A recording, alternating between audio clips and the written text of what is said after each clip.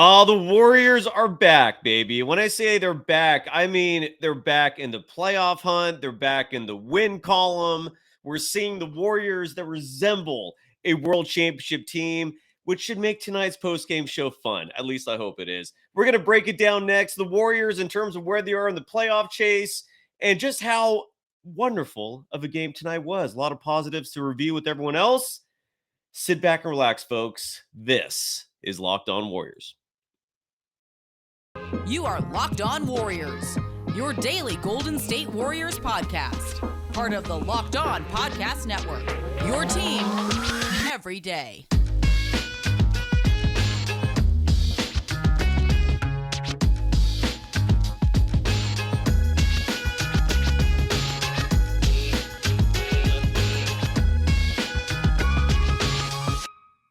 Thank you for making Locked On Warriors your first listen every day. We're free and available wherever you get podcasts. You can follow me, Cyrus Saatsaz, on Twitter at Dog Surf Roadshow. Andre, I'm reading your comment right now saying you were about to go to sleep. You were this close to turning the TV off. I'm sure a lot of people felt that way, especially at halftime when the Warriors were down, and they were down big time. I believe they were down 17 points at the half, and what a tale of two different stories. Zena Cato was supposed to join me tonight, by the way. Part of the reason why we started late. She canceled on me last minute. That's about the extent of where I'm going to go with that. Can't say I'm super thrilled, but what are you going to do? So it is just me solo. I sincerely apologize if you're expecting a co-host alongside me, but I hope you can put up with my ugly mug for the night. What a game, though. I mean, the Golden State Warriors, again, if you're looking at this game at the half, trailing by 17, it was a very discouraging effort. The execution was just weak. There was really no positives to say in terms of the first half.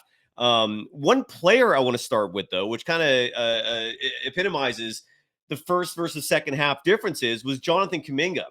Now, Jonathan Kuminga did not have a good start to this game. And his box sheet, let me look at that real quick before I go to the standings right now, because I'm just looking at the standings in the Western Conference, and I'm just sitting here just in awe because the Warriors, just like that, are suddenly not even a play-in team right now. I'll get into that in just a moment.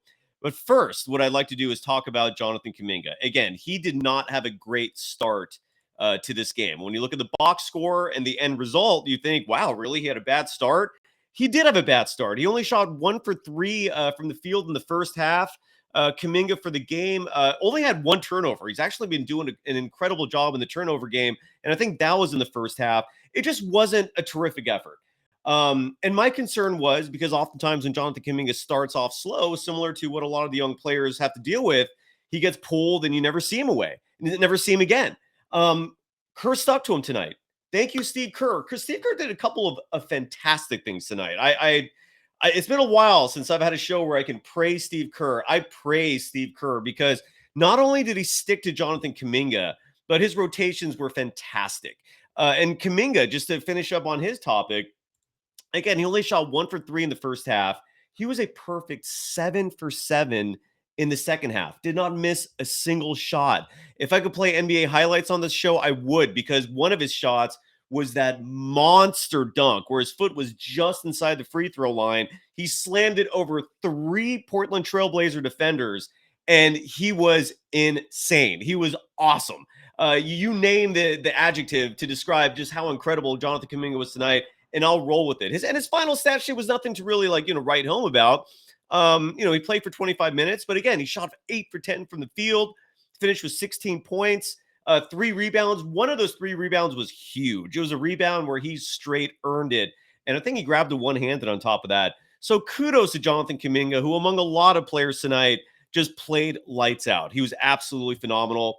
I want to give him a lot of credit. Yeah, haha writes Moody still can't get into the game. And again, you know how I feel about that. If you've been watching the show consistently, I would love Moody to get minutes. But look, he didn't get it. They still won. At least Jonathan Kuminga did get minutes. And, I cannot emphasize enough just how happy I was with his performance tonight. He just had a marvelous game. And that wasn't it, though. I feel like almost everyone had a marvelous game. And D. Greg Guro writes, and this is actually a great point in the chat. And, we're doing a live show tonight. Guro writes, Kerr's pep talk with Poole paid off. Maybe, because Jordan Poole also had a fantastic game tonight. Linda Nickel, I thought, writes something that's awesome, which is that everyone touched the ball. The ball was swinging around. There was a lot of movement, a lot of assists, right? I mean, this is already a team that leads the NBA in assists. And yeah, the ball moved around, and it was an absolutely awesome performance. So Jordan Poole, I want to talk about him real quick because he also had a fabulous night tonight. And Poole on the box sheet, at least, starting, he played 33 minutes, led all scorers on the Warriors with 29 points. Still 3 for 10 from beyond the arc, but for some reason, like, the Warriors weren't suffering with those missed threes. The why of that, look, there was a lot of hustle on the rebounding side of things. Offensively, the team was grabbing rebounds. They finished with 12 offensive rebounds tonight to 9 for the Trailblazers. They out-rebounded the Trailblazers tonight, 46-33. And I did see a few of those missed shots by Jordan Poole ricochet right into the hands of a Golden State Warriors player. I thought DiVincenzo was in there grabbing a few of those. He finished with 3 offensive rebounds tonight. And then, of course, Looney was in the mix for rebounding. I mean, who else when you're talking about the rebounding side of things? But Jordan Poole, he was a plus 25 in the plus minus. The only player who was ahead of him was Draymond Green, and who I thought was awesome seeing him out there. I mean, when you talk about the Warriors missing their 3 best players, or 3 of their best players for a few games there, what a relief it was seeing Draymond Green coming back. And equally a relief was seeing him not get seriously injured on that play in the first half when he hurt his wrist. Thankfully, he came back. Mac for a better tomorrow. You ask an interesting question here, which I can answer for you. I think I wrote it down somewhere right before I started recording the show tonight. Mac for a better tomorrow writes, is there a better record without Curry this year? Such a weird season. It is such a weird season. The Warriors without Curry this season. I wrote this down. So the Warriors, first of all, outscored the Portland Trail Blazers 75-40 in the second half. They outscored Portland by 25 points after being outscored by 17 in the first half. Is that correct? Is it 25 or 35? 35 points. I apologize for the bad math there. And again, they were down 23 in this game. At home, the Warriors are now 25-7. In case you're wondering, what's the team's record without Steph and Curry? Well, Steph has missed 24 games this year. They're 12-12. They're an even 500. That's about all you can ask for when Stephen Curry's missing a huge chunk of games. So, yes, they're 500. They're now 2 games above 500 as a team collectively, which means with Steph, they're only 2 games better, which, again, is really weird. But in the standings, this is where it's really awesome. Where are we in time right now? Do I have a commercial? I don't have a commercial yet. I can tell you this right now. The incredible news about the standings is right now, the Golden State Warriors are tied for 5th. They're tied for 5th in the standings in the Western Conference. They're tied with the LA Clippers right now. They're only a game behind the Phoenix Suns for the 4 seed. That is absolutely insane. Despite everything, all the drama, all the mediocre play, the two-way players, Kerr losing his mind, not knowing what's going on with Kuminga, Jordan Poole, one game looking like an all-star, the next game looking like someone who a lot of people regret giving him a huge deal. Despite Andrew Wiggins missing for over 2 weeks now. Hope he's okay. Despite the injuries, the Warriors are in 5th in the Western Conference right now. Just a game behind the Phoenix Suns for the 4 seed. What a wild and wacky Western Conference. And yes, Ghostface Gangsta, the Warriors are very well aware of the standings. Steve Kerr actually said that recently. I think it was at a press conference yesterday following a team practice. He literally said that he looks at the standings every day. So you're right. You're absolutely right. They are very well aware of it. Howard Drick Pittman, have a great night. I know if you're going to bed.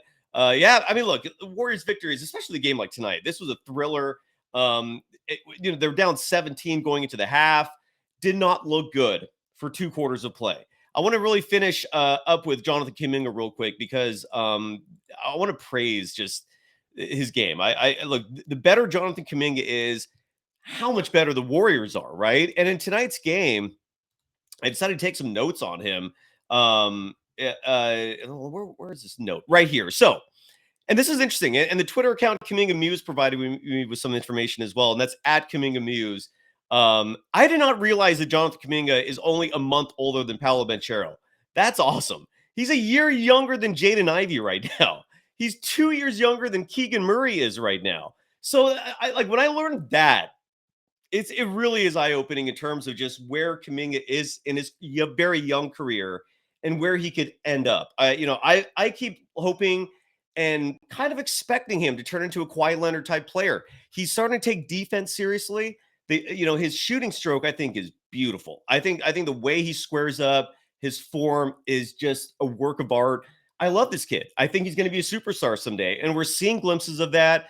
And just when you compare him to other players in this game who are rookies, and the fact that he's younger than most of them, man, that's just encouraging. I'm really stoked about him. And yeah, Retzel Poole had a great night as well. We're going to break so much more down in just a minute because Klay Thompson had a great game as well. I'm going to play some sound for post game. First, though, got to give some love to a sponsor that I think the Warriors were chowing down on big time. That's Built Bar. And look, when you're looking for a snack, when you're looking for a treat, it's not a meal, it's a protein bar. But if you're looking for something that is low in sugar, low in calories, yet has a ton of protein, that's where Built Bar comes into play. On average, every Built Bar has 17 grams of protein, yet concurrently, only 130 calories, only 4 grams of sugar per bar on average. Sugar is a toxin, folks. In like your average can of Coca-Cola, for example, I think you're getting like 45 grams of sugar in there. Don't quote me on that as a ballpark. So it puts it in perspective just how much sugar is in so many bad things out there. With the Built Bar, only 4 grams. And you know a company's doing something right when they're no longer just for sale online. You can now get Built Bars at Walmart, where they sell a 4-bar box of either cookies and cream, double chocolate, or coconut puffs. Or go to Sam's Club and buy a 13-bar box with hit flavors brownie batter and churro. And of course, you can go to the website built.com to order any flavor you want. Check it out, try it out, and then thank me later because they're yummy. And yeah, you'll like it.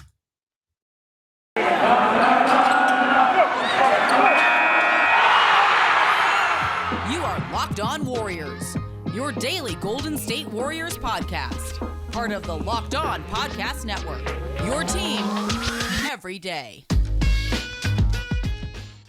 Thank you for making Locked On Warriors your first listen today. After this show, go check out Game to Game NBA. Every moment, every top performance, every result. Locked On Game to Game covers every game from across the NBA with local analysis that only Locked On can deliver. Follow Game to Game on Locked On NBA, available on the Odyssey app, YouTube, and wherever you get your podcasts. Again, follow the show on Twitter at Locked On Dubs. I want to let everyone know as well, after this show, I'm going to jump on with my boy Larry Kruger.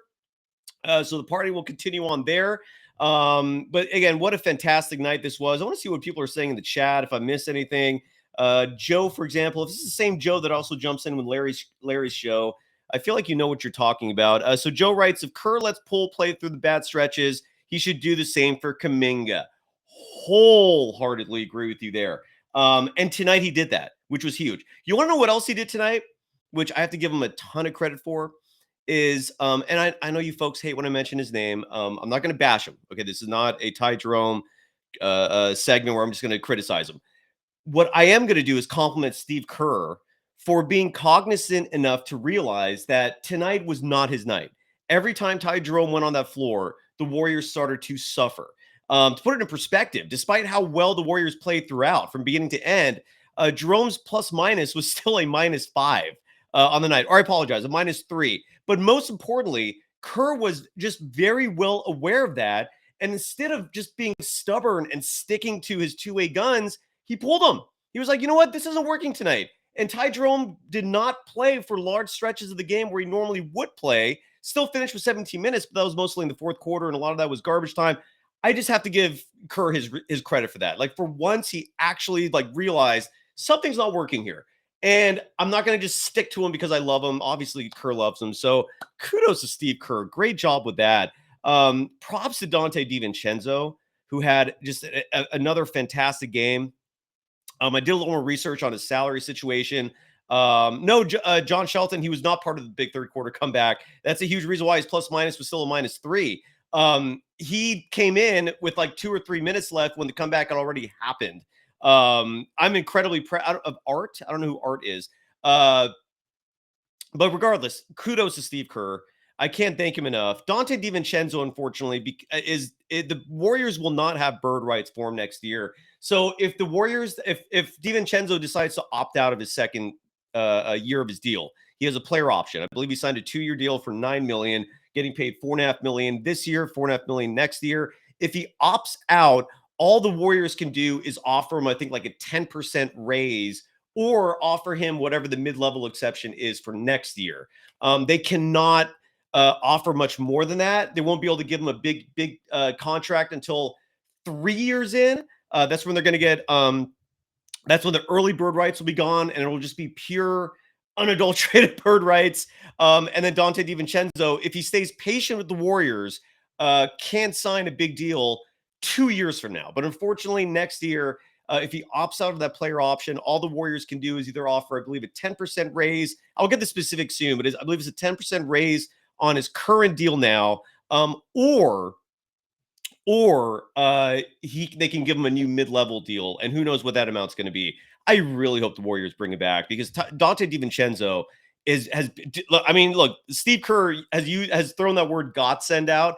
If you're going to use the word godsend for any player in the Warriors this year, I personally believe it's got to be for Donte DiVincenzo. 33 minutes of play tonight. Another thing to compliment Steve Kerr for. You're giving Donte DiVincenzo real minutes. Thank you. He gave him 38 minutes last game, 35 minutes 2 games ago, and tonight 33 minutes. And I don't think there's a coincidence that there's a little winning streak going on with the increased minutes that Donte DiVincenzo is getting. He shot 8 for 11 from the field tonight. He shot 5 for 7 from 3 tonight. I mentioned those 3 offensive rebounds, had 4 total, scored 21 points, was plus 15 in the plus minus. His impact is so positive for this team. If the Warriors are going to repeat as world champions, he's going to be a huge part of it. I don't think there's any doubt. And I really, really hope, next level. You're right that you think Donte would command $9 to $11 million a year. I don't know what Joe Lacob and Peter Guber can do. I don't know if they can slip him some crypto, under the mat. I don't know. I'm being obviously facetious there. But whatever they can do, give them the verbal handshake. Say 2 years from now, we'll give you the big dollars. Whatever it is, I really hope that Donte DiVincenzo stays with this team beyond this year. Joe writes, the more Donte and Kuminga play, the better. Wholeheartedly agree with you on that. So look, tonight was just absolutely awesome. I thought what the Warriors were also doing with Dame Lillard was fantastic. Dame Lillard was coming off a 71-point performance. Dame Lillard's one of these guys, look, if you're born and raised Bay Area native or just a NorCal native or whatever your affiliation is with the Bay Area, Dame Lillard is the Bay Area's own. He's from Oakland. I personally love him as a player. The only time I don't root for him is when he plays the Warriors. And he came out and had 71 points last game. And what the Warriors did tonight was very impressive. Their strategy early on was to switch it up and go to a box and one, meaning they had 4 other players in his zone, and then one man assigned to Dame Lillard, following him wherever he went. Kerr decided to coach defense tonight. Kudos. And that strategy was very simple and very effective. If you're going to beat us tonight, Portland, you're not going to beat us with Dame. And it worked. And it worked. It worked. It was awesome. I love it. And to put a little more perspective for you here, because today's the last day of February, which is really crazy. Klay Thompson and Dame Lillard led the NBA in the month of February in terms of three-pointers made. Klay Thompson averaged 5.6 three-pointers per game in the month of February. That is a massive number. And then Dame Lillard was right behind him second, averaging 5.3 three-pointers made in the month of February. These two can chuck it up. But again, the Warriors defense tonight, bravo. And Retzel, right? You're funny. You say Joe Lacob is cheap. Donte DiVincenzo will be gone next year. I don't know if he's going to be gone because he's cheap. I don't know. But the Warriors are not going to be able to offer the type of money that I think a lot of other teams are going to be offering. But just what a win tonight. I'm looking at the chat right now, and everyone, for the most part, is happy. Not Deluser Giles, though. First of all, anyone who tells me to STFU, that's not going to work. I'm never going to listen to that. he said if we were winning, he wouldn't complain. I'm not complaining. That's why I'm super stoked tonight. And I actually complimented Kerr for his strategy tonight. So, no, I'm not bashing the two-way guys. Not tonight. The Warriors won. That's all I really care about is this team winning. When we come back, I want to play some sound. I think some has finally come down the wire that I can play for you folks. And I also want to touch on Kevon Looney and Draymond Green, the starting front court for this team. They were awesome. I mean, Kevon Looney's been awesome all year. The type of numbers that he's putting up is phenomenal. The rebounding numbers, he's approaching like all-time levels of Golden State Warriors rebounders. And there might be a few stats that stick out. There's a few stats that stick out that I want to talk about. So I'll cover Kevon Looney. I'll cover Draymond Green, who was out there like a warrior tonight despite that wrist injury. That front court was on fire and did a fantastic job. So we'll talk about that and so much more. First, got to give some love to LinkedIn. And this is especially applicable for you folks out there who are either small business owners or are looking for work. Because if you're looking for work, LinkedIn is the place to go. They have nearly 900 million active users on the platform. That's about an eighth of this planet's population is on LinkedIn. So if you're looking for work, you better be on there because that's where networking's happening. That's where headhunters are. And if you are a small business owner, that's where you're going to find the talent, because these days, every new potential hire can feel like a high stakes wager for your small business. And you want to be 100% certain that you have access to the best qualified candidates available. That's why you have to go check out LinkedIn Jobs. LinkedIn Jobs helps find the right people for your team faster and for free. It helps you find the qualified candidates you want to talk to. Post your job for free at linkedin.com/lockedonnba. That's linkedin.com/lockedonnba to post your job for free. Terms and conditions apply.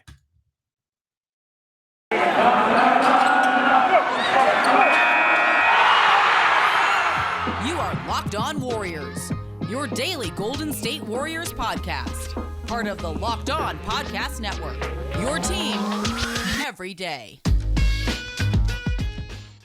Thank you for making Locked On Warriors your first listen every day. We're free and available wherever you get podcasts. Kurt Porter is asked to talk about the buyout market.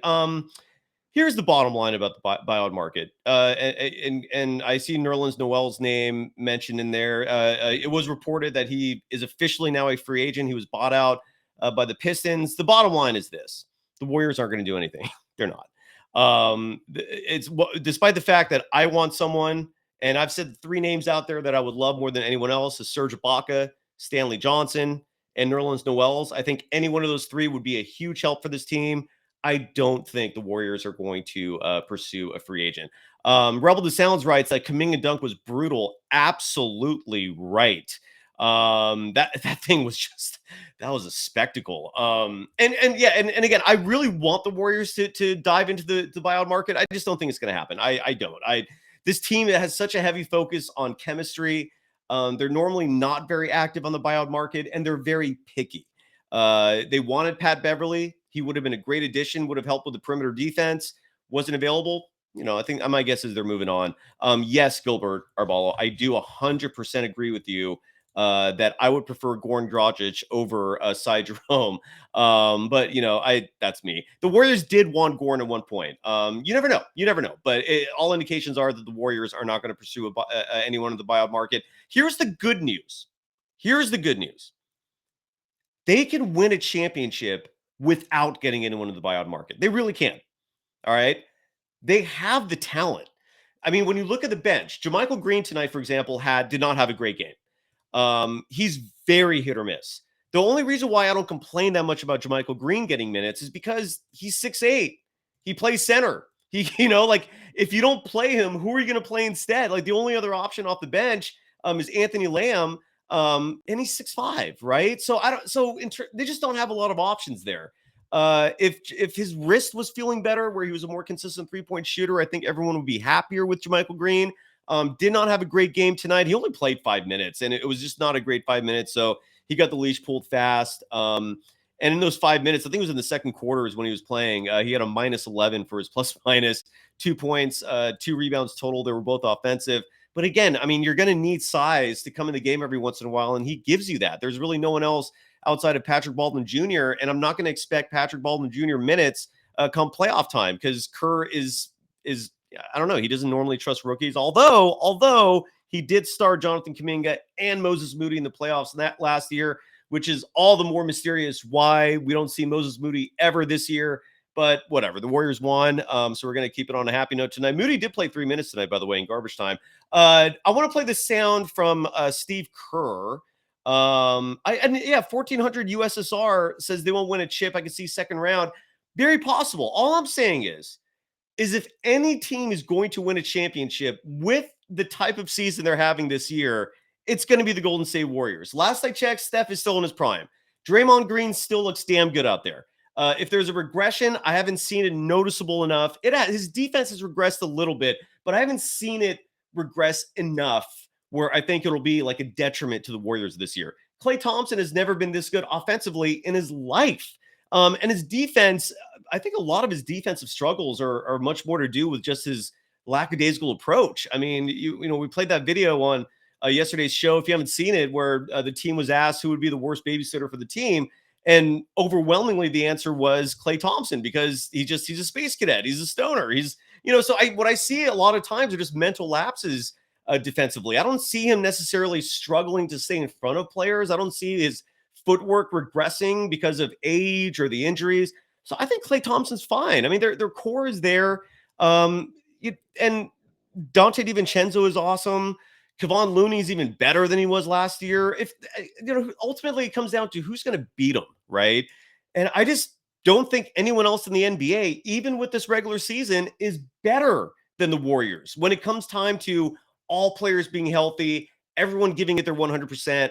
Who's going to come out on top? I still think it's going to be the Golden State Warriors. I do. I'm not going to be brash enough to just come out and say I predicted, because I'm not predicting anyone. I don't know. You can't be confident in saying that, but I'm not going to sit here and say like they have no chance, right?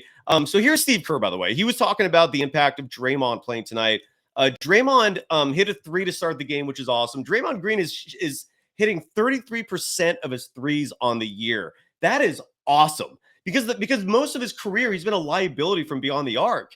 33% is solid. That's the Mendoza line for three-point shooting. If you're hitting 33 or more or higher percent of your three-point shots, you're doing something good out there. Coach wants you to keep shooting. So here is Steve Kerr talking about Draymond Green, who had a solid game tonight. How important was it to have him back tonight? Yeah, I mean, it was huge, especially with the game plan. I mean, Draymond is as good as anybody I've ever seen.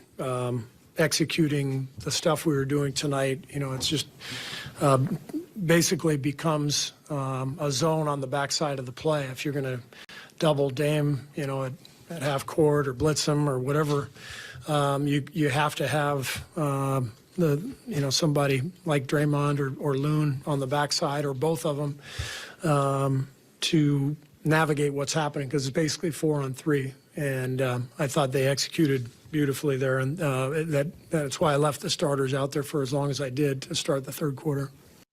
And it's a good thing that he did leave the starters out there as long as he did, because they came back in that third quarter. And what a comeback that was. It was for them to be down 17 starting the second half and to outscore Portland by 35 points in the second half is just absolutely incredible. What a performance. Draymond Green for the night in a solid game. Finished in 32 minutes of play. He was 1 for 2 from beyond the arc. He hit that three-pointer at the start of the game, which is really a tone setter in a lot of ways for his night. Finished with 9 points, 8 assists, 12 points. He had a lot of awesome. Someone criticized Draymond's layups. I forgot who it was. I've always associated Draymond with having a nice touch around the rim and being a solid layupper. Someone who makes layups consistently. I don't know, but yeah, he was. And as Yusuf Maximo writes in the chat, he got a plus 26 tonight. And LR, I did see the 360 and finish from Lamb. I thought Lamb had a great game tonight as well. He started off slow, but finished the game very strong. Yeah, this is just a solid game. If you're a member of Dub Nation, you are stoked after tonight's performance because again, the Warriors are now in the 5th seed, tied for the 5th seed in the Western Conference with the LA Clippers, just a game behind the Phoenix Suns for the 4th seed. They're looking at the Sacramento Kings. They're 4.5 games behind the Kings for the 3rd seed. So I do agree, though, Joe. Joe writes that Draymond's bounce is gone. I do I do see that as well, but I just don't think his overall game has declined enough where it's gonna be a difference maker in the postseason. Like I still think he can be the best big out there on the court. Kevin McLean writes, Draymond never had quote unquote bounce. So and Steve Wilton, great call that the Warriors defense stepped up again. And a lot of that was just effort. It's not like they rolled any unusual lineups out there. Again, I do respect the fact that Kerr kept the starting unit in for an extended period of time in the third quarter, because that's when the comeback happened. Mac Bullen, you're absolutely correct, saying that what the team showed tonight is enthusiasm and drive.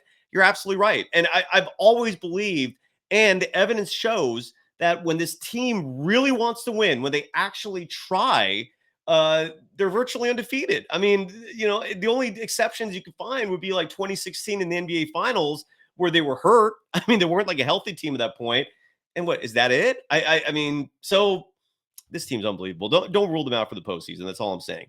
All right, senior softball games, like the bong, Kings win. But this is a Warriors show. By the way, 406 people out here tonight. Bravo. Thank you so much. I'm going to hop over to the Krug show to continue this program. We're at the 30-minute mark. What a game tonight. This was a game. It was must win. For anyone who says that this was not a must win game, I call BS. The Warriors, there's only 20 games remaining in the season now, and the Warriors have to win games. I mean, they have to. They're clearly a much better team at home. So I think it would help tremendously if there were a 4 seed or a 3 seed to get as much home court advantage as possible. They have a 3-game winning streak now. Their defense was huge tonight. I do wholeheartedly agree. They held the Portland Trail Blazers to 105 points. Freaking awesome. So bravo team. And let's keep at it. Kevin Dan is going to join me tomorrow.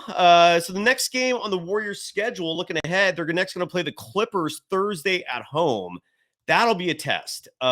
We should get a report tomorrow about Steph Curry in terms of his injury report. Thank you very much, Peter, for the compliment. Wholeheartedly agree, Joe, that Kuminga's back. And again, props to Steve Kerr for staying patient with Jonathan Kuminga.